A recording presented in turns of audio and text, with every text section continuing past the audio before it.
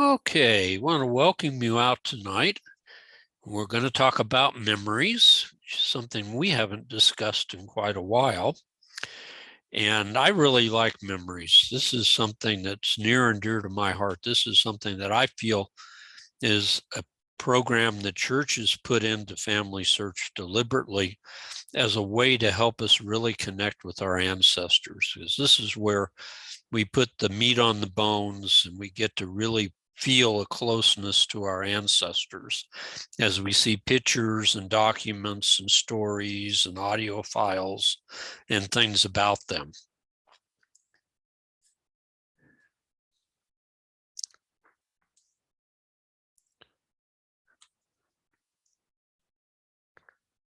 And I can't get my thing to advance. There we go. So why memories? Okay, the church says this helps preserve the photos and stories and documents and audio files and recordings of your ancestors. The church realizes that for a lot of us, we don't have a good storage place for these kinds of things. And so the church is willing to provide a permanent storage locker, if you want to think of it that way, for photos and stories and documents and audio files. So not necessarily everything you have, but at least the most important things that you have that you want to preserve for your family. And so this is why they set up the memories section of FamilySearch, and it made this so accessible either through the website or the app that you can use it virtually any way you want. Now, there are some things we need to realize about the memories in FamilySearch. There are some limits. One limit there isn't is how many memories you can put into tree. You can put in as many as you want, but there's a price to pay. And that price to pay is the fact that every memory you put in gets put in your gallery, and the gallery loads every time you use FamilySearch. And as you get more and more items in your gallery, FamilySearch is going to run slower and slower for you, because all those memories have to sit in the background as you're using tree. So they say you won't notice much of a problem until you get up to about 5,000 memories. So I only have 4,500 more to go before I'll find out about it, because I have about 500. But you will notice if you have thousands of memories that the system will run markedly slower on your computer when you're using it. It won't affect other people, but it will affect you.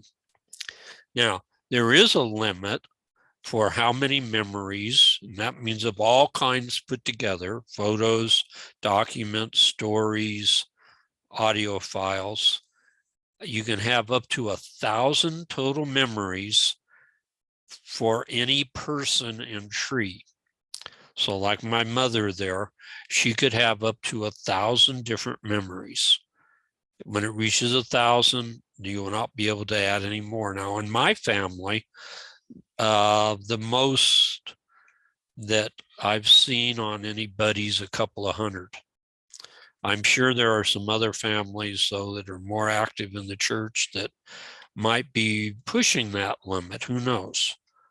But anyway, there is a limit you need to realize of 1,000 on the people that are in tree. In other words, these are how many memories are tagged to that person. We'll be talking about tagging. Okay, there are size limits, and pretty much you just need to remember one number, 15 megabytes. If we're talking pictures, they can be JPEG, PNG, TIFF, or BMP files, up to 15 megabytes. The only time I've run into trouble with that, because I don't have any super high res photos, the only time though I've run into troubles if I go over to MyHeritage and I play around with their photo editing things, and I do a bunch of photo editings to a photo, that can run it up over 15 megabytes. And then you can't upload it into FamilySearch. Documents, if they're photos, are the same limit, 15. And documents can be in the form of JPEGs or TIFFs or whatever, photos. They can be photos. Documents can also be put in as PDF files. That's what they actually would expect you to do. Though we know that most of the time we probably just use a photo or a scanned image. And anyway, the PDF file also has a 15 megabyte limit. You cannot put a doc file or a docx file in as a document. In other words, a word processing file will not work as a document. You need to convert the word processing file to a PDF or take a photo of it so that it's in, JPEG or something like that, so that you can upload it, because you cannot upload a doc or a docx file. Audio files have that 15 megabyte limit, which is approximately a 5-minute window. You'll be able to record plus or minus 5 minutes of audio in a single file. So if you have a long story, you need to break it up into pieces. And they recommend you don't use M4A files because Firefox won't be able to play them on a Mac or Apple device or Android devices. So you might consider using MP3 or WAV files instead. Now, stories is a tricky subject. In stories, they provide us with a box to type in, which is nice, except that you're only given 10 minutes to type. And if you have a long story, you're never going to get it typed in 10 minutes unless you're a lot faster typer than I am. And at the end of 10 minutes, if it's not saved, it just times out and goes away. So what I recommend you do is you use a word processor, and then you do copy and paste into that little box that they provide you for the story. The only problem with that is if you had a story that you had in word processing that had embedded images, it had footnotes, the footnotes and the embedded images will not be put into the story that you copy and paste in FamilySearch. They strip those out, and you cannot get those in the story. There is now a way to put a banner across the top of the story where you can put some pictures, but you can't embed the pictures in the story where they go. That doesn't work.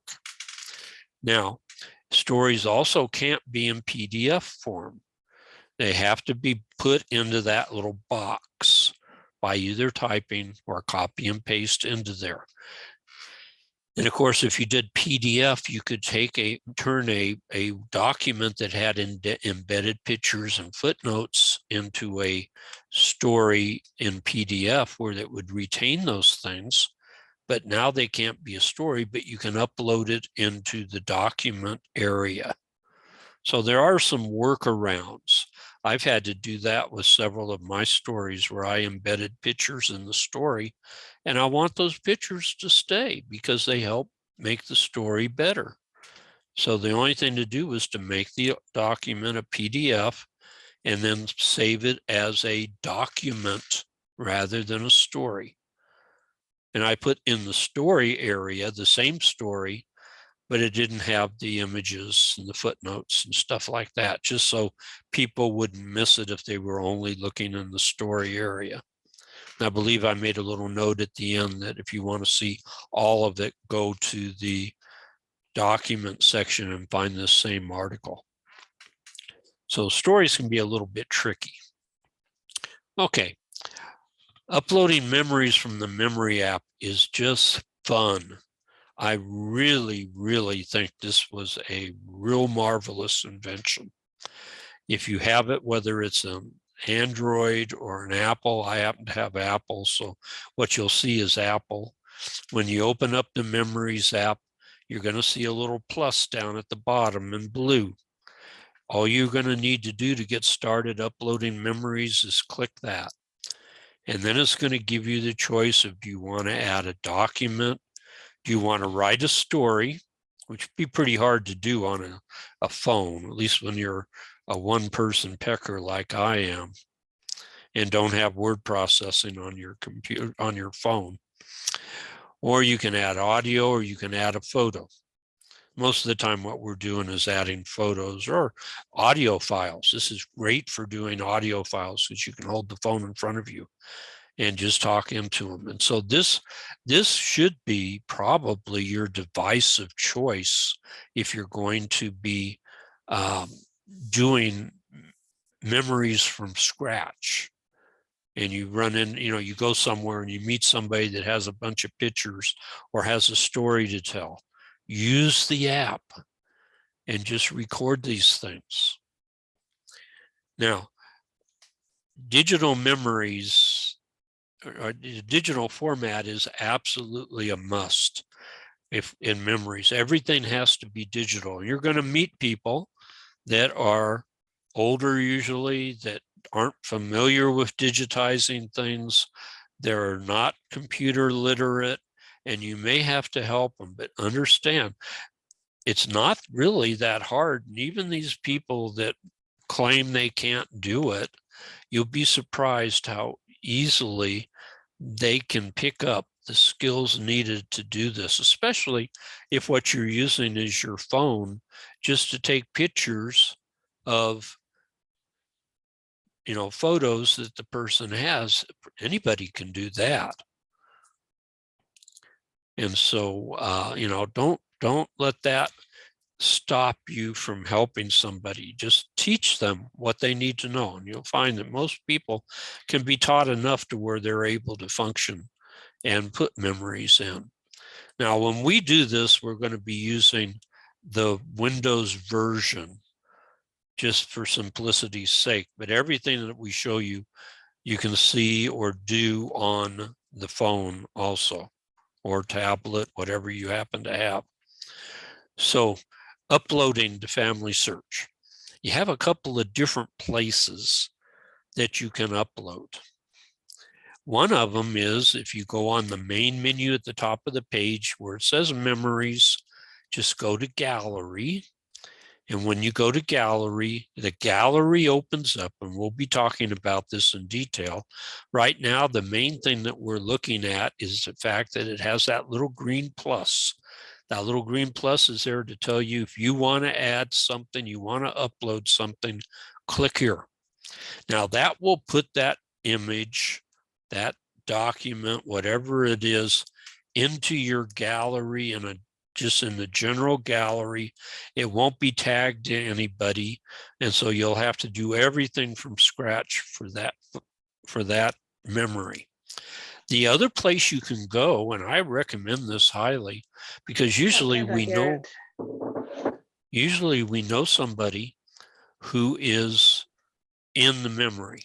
And if we do, the easiest thing to do is go to that person in tree, and then from that person's person page, click Memories, and then upload the memory from there, because it will automatically tag that person in the memory and have this memory already partially identified so that we don't lose track of who gets what or who this is for, that sort of thing, because it will already be started for you.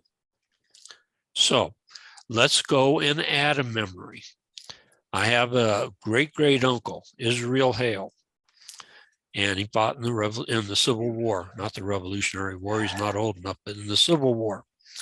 And so I want to add this headstone to him. So I'm going to go to his person page.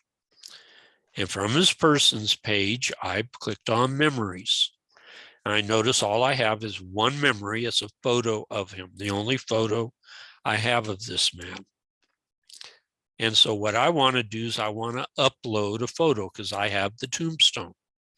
So I click Upload Photo, and then it takes me immediately to my computer, since I'm on a computer, and it says, show me the photo. So I have to use the dialog here to go locate the file that this record is in. This is why you need to keep track of where your pictures are in your on your computer. I knew where to find it. And so I went down through the tree of files till I get to the one that it's there. I find the photo of the stone that I want, and I click that little box at the top where you see the blue X, and that then puts the name for this photo down in the file name box, and I click open. And when I do that, this will upload the photo to FamilySearch. And as it's uploaded, you automatically get this processing thing put across it. You don't see it. There's a reason for this. This is when FamilySearch screens your photos. They have rules for what's acceptable and what isn't. It uses a machine to screen photos, whether they're documents or pictures or whatever.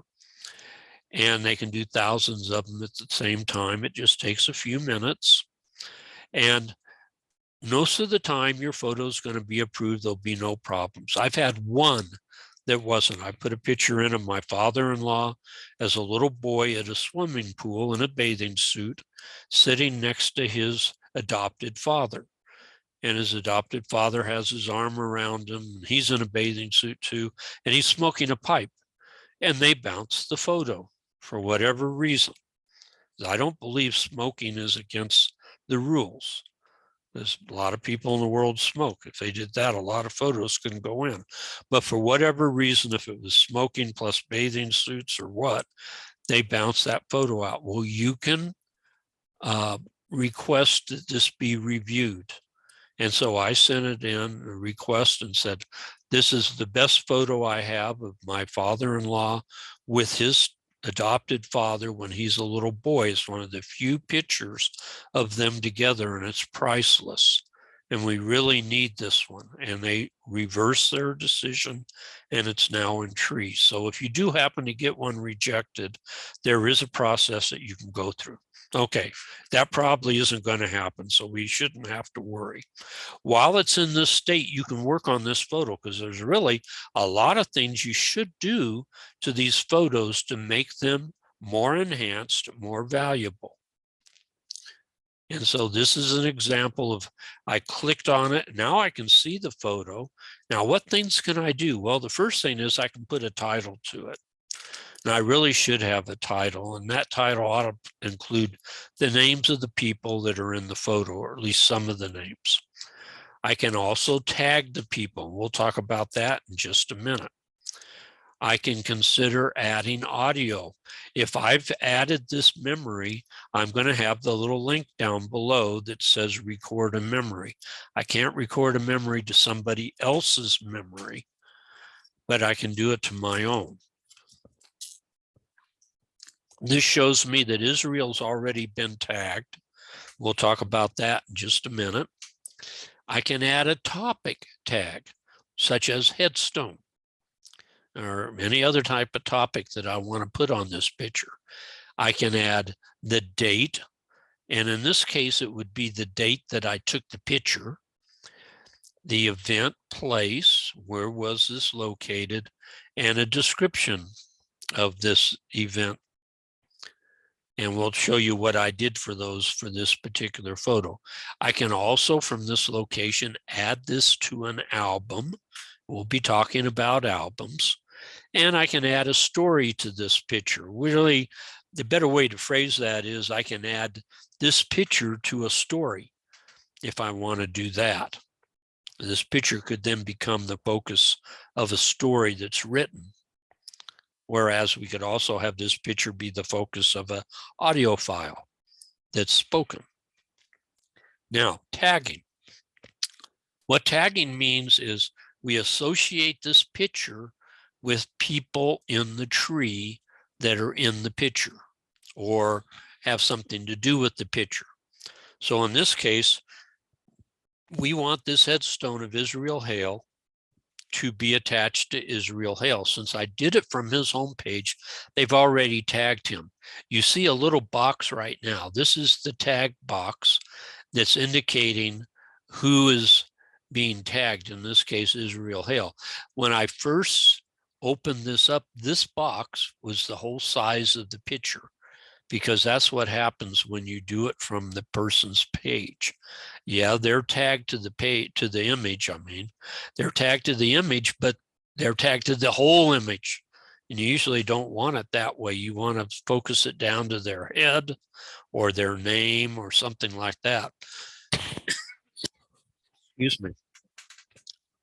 This box is controlled by the little green dot that's in the lower right corner. You can drag that dot any direction, up and diagonally, down diagonally, straight up, straight down, any direction you want. It will change the shape and size of the box. So you get the box down to the size you want. Then you can put your mouse inside the box, hold down the right mouse key and drag the box around and get it where you want. So in this case, I made it the size of his name with birth and death and said, okay, this is what I want to show as Israel. It'll already say Israel Hail here because I did this from his page. So all I do is click save, and now he's highlighted as representing that part of the image, and it's associated with him. It's in his memories. Now, what about his wife that's on there? See, I did this through editing his tag. Now, his wife is not associated at all yet. So I'll go and click on the image, and I'll drag the image around and box in her name and her birth and death in this case. And then I start typing her name, and I know her name is Susan Sealer. Well, FamilySearch knows who Israel Hale is, and it knows Israel's immediate family. As I type in Susan Sealer, it says, oh, that sounds like the name of his wife. And so it shows me Susan Sealer here. And all I have to do is click on it, and it will associate that part of this image with her and tag her. Now, if her name didn't come up, I should just type out her full name and then click add new. Then I'd have to go into tree, find her ID number, and then come back and associate the ID number with her name, and then she would be linked up properly. But most of the time, it'll find the person for you and you won't have any trouble. And so it's not really that hard. And you can put as many people in tags as you need on a picture. Just don't overlap them too much. Some pictures, the people are so little that it is virtually impossible to get them all tagged. But you can get, I've got pictures, you'll see one tonight that has 10 people and they're all tagged. Okay, when I'm finished, this is what it looks like.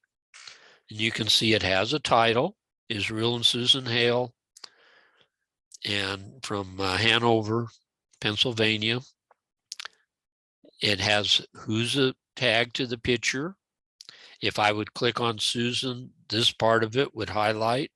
If I click on Israel, this part would highlight. I've put a tag on here for a topic, headstones. I put the date I took the picture, 1964, that I was in Hanover, Pennsylvania, and that we were at Mount Carmel Cemetery in Hanover. It hasn't been added to an album. It's not in a story. And you can see that it was me that added this to tree. And this is the title of the picture. Okay, so this is what a finished product looks like after you've done the tagging. Remember, the tagging is really important because now when you go to these people, this shows up as a memory for them. It won't show up unless you've tagged them in the memory. It just doesn't automatically show up under people. Okay, now, what about some other things? There are some links here that you might miss and not realize what you're able to do. And so looking at the top part of this screen, we're going to tear this apart and show you all the parts. First thing is share. You can share this memory, whether it's yours or anybody's, in FamilySearch by clicking share. You can put it out on Facebook, Twitter, Pinterest, or you can email it to somebody. Or you can copy the link and use it somewhere else, wherever you need to use it. So sharing is one thing you're able to do with any particular memory. You can also bookmark it so that you can easily find something. You may discover something in somebody's file that somebody else put in and you don't want to forget about it. Well, then bookmark it. And then you'll be able to go back to your bookmarks and find it quickly. There are a series of toggles up there to make that image bigger or littler, full screen, or put it back to the original size. So there are some toggles there, which are pretty obvious. That's probably the easiest thing to note. There's a bunch of things under actions that you need to realize. One is a lot of times pictures come in sideways. You make them, and you upload them thinking they're going to come in just right. And they show up for whatever reason sideways. Well, if it's your image, you can rotate them right or left until you get them the way you want. That only works on yours. Somebody else's, you can't change that way. They have to be able to do it. Anything that's in FamilySearch can be downloaded. Whether you put it in there or anybody else did, anything is capable of being downloaded. Anything can be added to one of your albums. If it's your memory, and it's a photo in this case, because this is a photo, I can change it to a document. If this was a document, it would allow me to change it to a photo. Photos and documents can be changed by the person who uploaded them. And if it's yours, you can move it to your archive. We'll talk about archives in a little bit. And if it's yours, you can delete it. You cannot delete other people's memories. You can delete tags that other people have put in on theirs or your photos, but you can't delete the actual document unless it's yours. So there is a limit on that as far as deleting goes. You can report abuse if you think there's something wrong. I did that not long ago. We're not supposed to put patriarchal blessings in here, and somebody put a patriarchal blessing of one of my ancestors, called it something else, but it was a patriarchal blessing. So I reported it, and sure enough, a week or two later, it was removed because they're not supposed to be posted publicly. Okay, I can set this to be public or private. We'll talk about that. I can go to the actual person, a person who's tagged in this, or I can edit, delete the tag, or I can show all the memories with this name.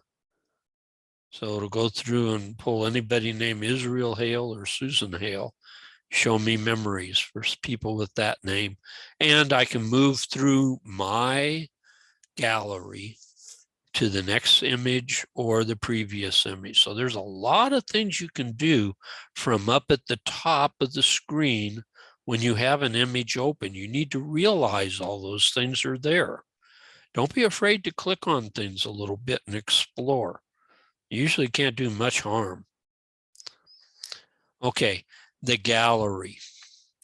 Okay, this is our overall storage center.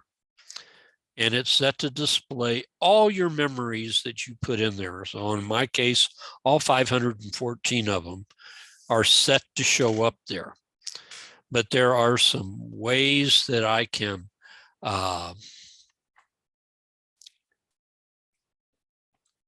categorize things or sort things. So we're going to talk about the upper left corner, the images that we have there and what they stand for, the filters that are there. We'll talk about down the left-hand side, the organizational locations that I can find memories, and also across the upper right, the searching tools that they have, because there's a lot of ways I can manipulate what's here to make it easier for me. And of course, the more memories you have, the more valuable this becomes. If you've got 5 or 6 memories and that's all, you're probably not going to need these.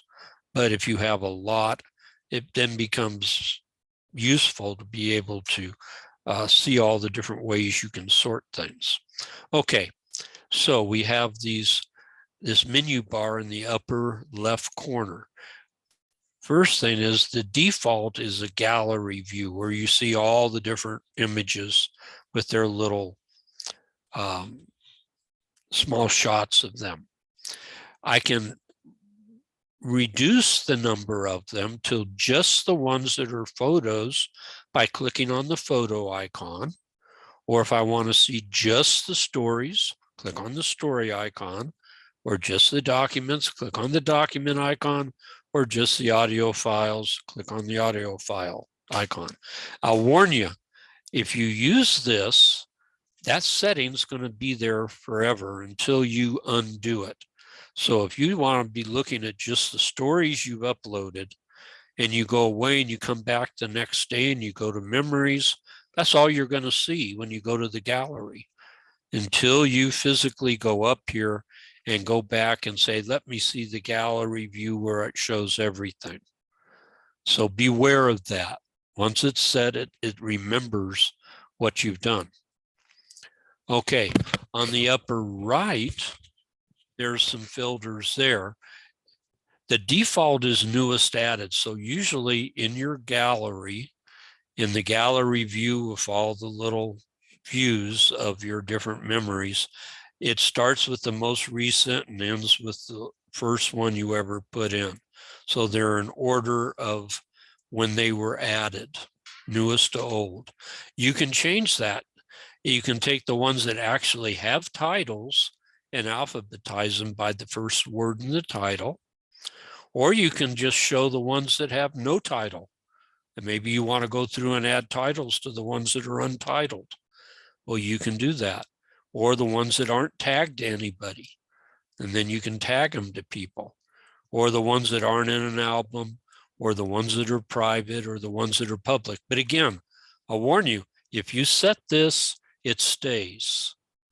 And so you're going to have to unset it to go back and see everything, because every one of these will reduce the number of items that you see, most likely.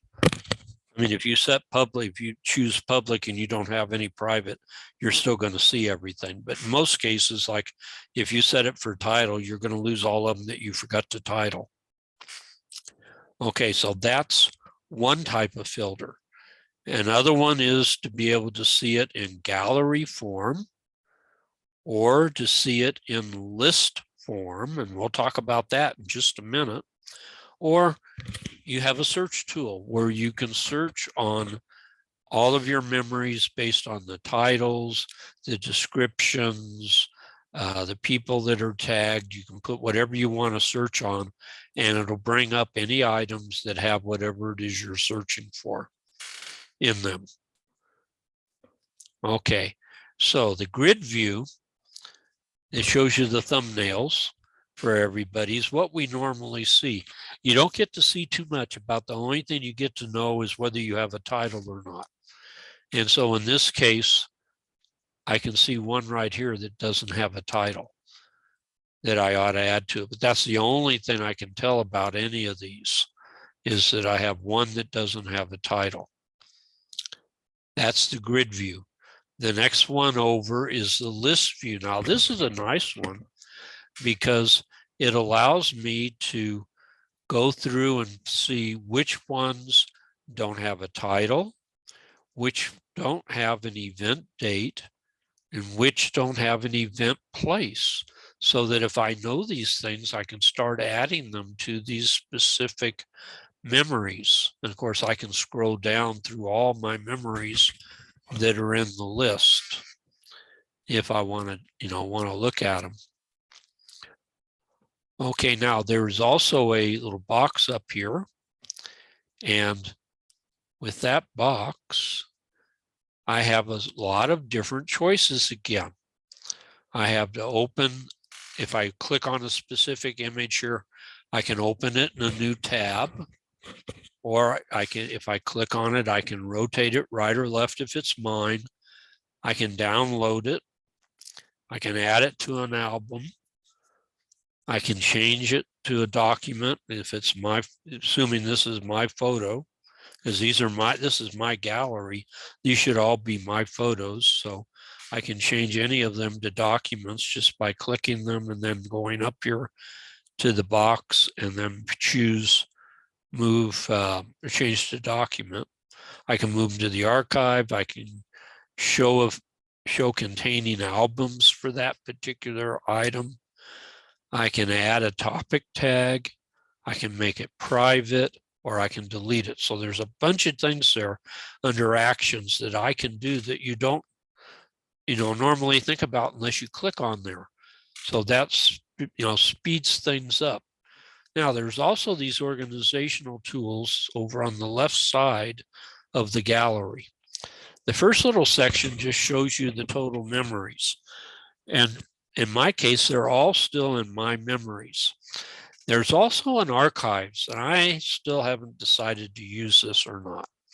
A lot of people use it if they have gone through and added everything to the photo that they can add. It has all the things, the title, the date, the place, and everything. They'll then move it to archive. They'll consider it to be completed. And so the completed ones they put in archive so that it doesn't clutter up the My Memories page. My Memories becomes the work page, the page where the ones that are in progress are listed. I really never have gone there yet. I like seeing them all in one place because when you start using the archive, I have two different places to have to go look for things. But that's just me. Also, there's here, if you've recently deleted a photo and you said later, "Ooh, I shouldn't have done that," I think you have like 30 days that you can go back and retrieve it and put it back in without having to go find it again. Here's where you find your bookmarks. And I've bookmarked 3 different memories. And I've also bookmarked a album. It's not one of my albums. It's an album somebody else put in, and it had so many neat things in it that I wanted to be able to put a bookmark on them. And then it has a list of all my albums. And the numbers after the albums tell me how many different memories are in the album. So that's what you see down the left-hand side. So speaking of albums, let's show you how you make an album. Here's where my albums are listed on the left-hand side of the gallery. I'm just going to click New Album, type in the name, click Save, and now I'll have this new album. Now, if I click on it, I open it up and I see I have an empty album.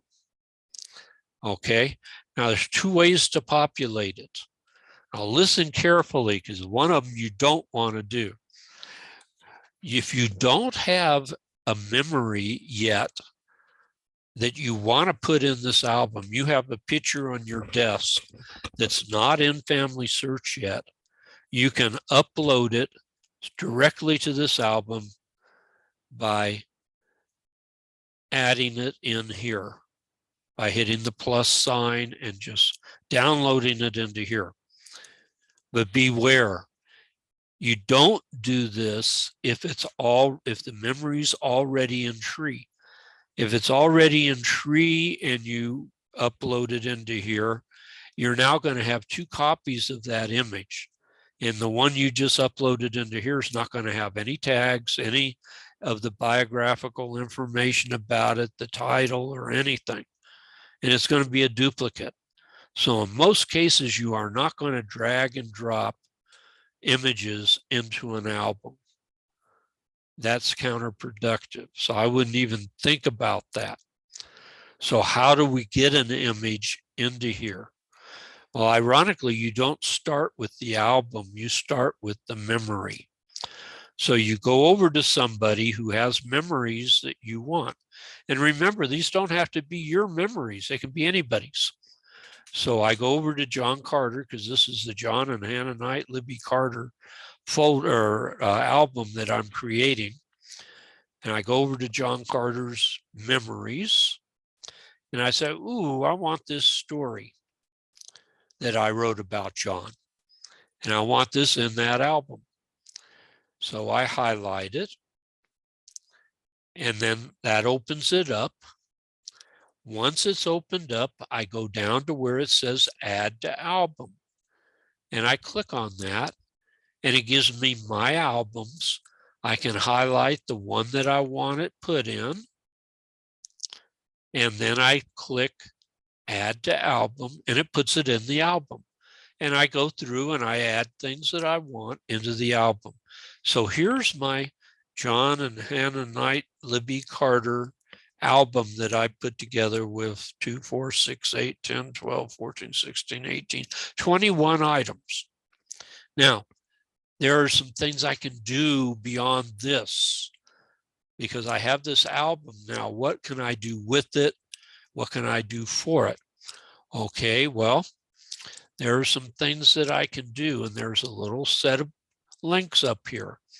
Besides knowing that I'm the guy that created this particular album, I can add a description to the album.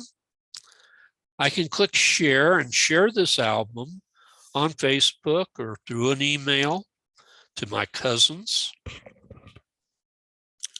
I can delete the album if I decide I really don't want it. The real neat ones are these last two. I can reorder the items in here. One of the big complaints people have about the gallery is you can't order the things in the gallery. They're just put in there usually like by the order of when they were added, or if you're sorting them by name, alphabetical, things like that. These can be ordered. You can put them in any order that you want by using the reorder choice. You can also turn them into a slideshow where you click slideshow and it goes through and shows on the screen each one of these in order, in sequence, for the set number of seconds that you set it for, so that you can see these things and talk about them, and you could have this as a show and tell type thing.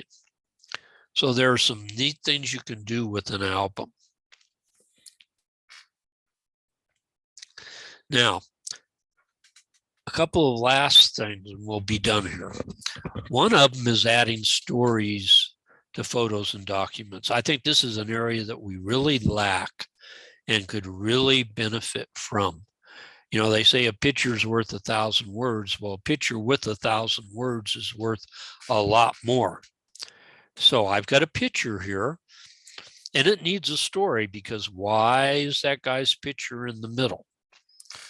And so I know the story of the Alexander Wilkins and Jr. and Charlotte York Carter family and why this picture was taken this way. All the people that are in it are dead, so none of them can tell the story, but I can. So what do I need to do? Well, I pick this story or document, and when it's on my screen, if I have added this, I'm going to have a little plus down there by a microphone. That tells me I'm able to add a story to this. One story can be added to a memory. Now I click on that, I will be given a 5-minute limit to record a story. And when I'm finished with the story, I click save, and then it allows me to decide if I want to throw it away or if I want to really associate it to this picture.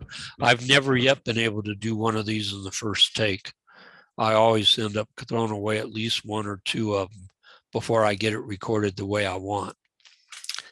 So once it's all done and you've recorded it, you'll now see that where the picture is, underneath it, you're going to see the little run button for the recording. This is a 1 and 1 second recording telling about how the father died in 1893 of typhoid, just shortly after the little girl in front, Lottie, was born. And this picture was obviously taken about 10 years later because Lottie looks to be about 10, so about 1903 or so. And it is a full family portrait with all the children, mom, and the deceased father. Now, that's what I told in the story. When you go to the gallery, we'll now know there's a audio file, because on the picture, you're going to see the little headset icon there. That's actually a headset icon. And that tells you that there's an audio file associated to the picture.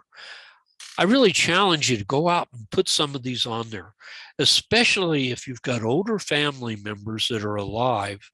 Sit them down with your phone, pull up the picture, have them look at the picture, and then click record, and have them tell you about the story, about the picture.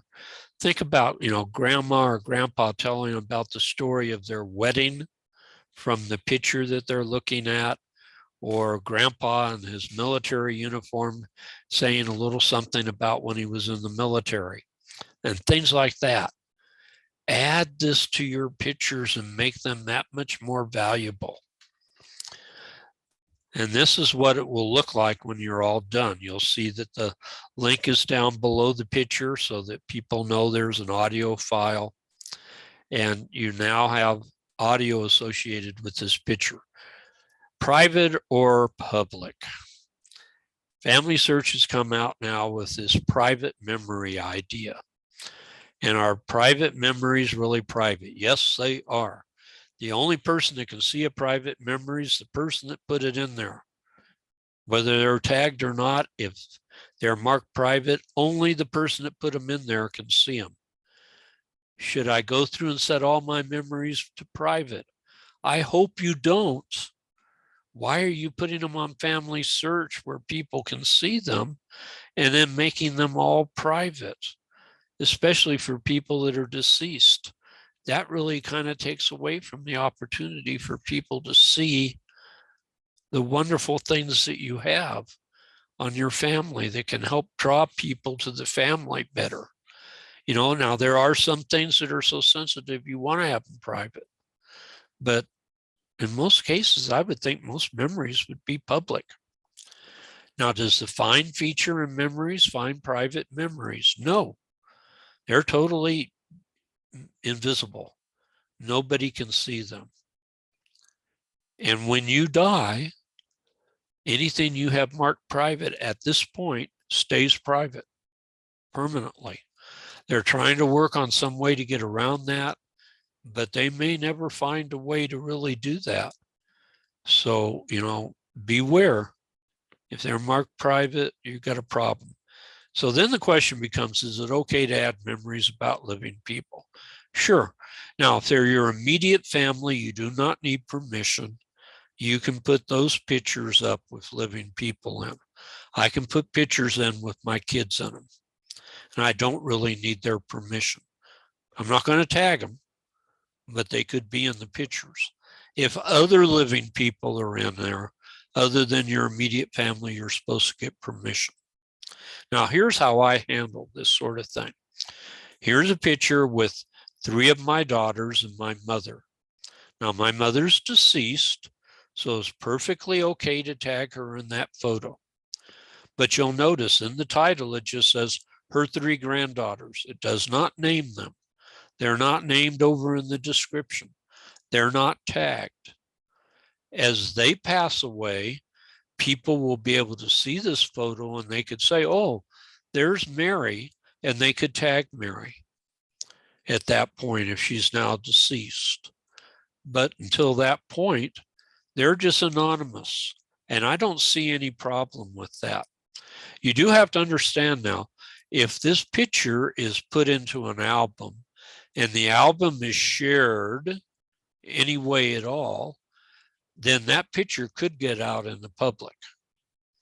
So there is a possible, very slim possibility that this picture might see the light of day outside of FamilySearch. But as long as the kids aren't identified, the people would have to know who they were to really identify them. So just remember, if you set things at private, like if I made this private, when I pass on, it's not going to be viewable by anybody. So there's a real problem there. Okay, so here's where you can click public or private. I'd be very judicious about private.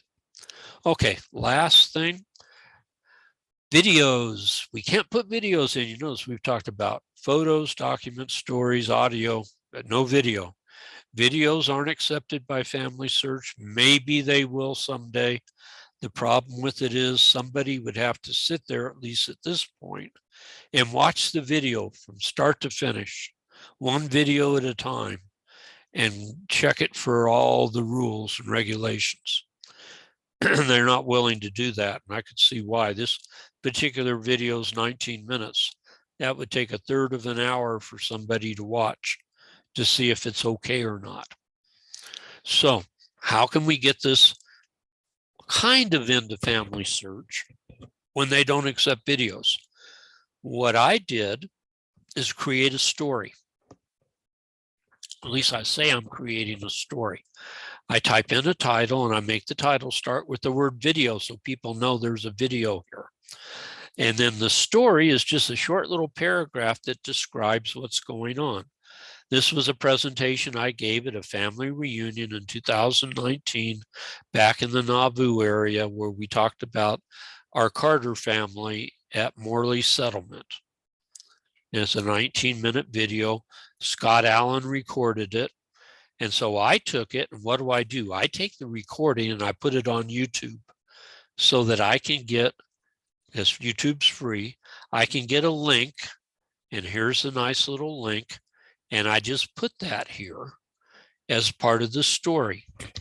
Then I add a picture just so that has something to grab people's attention.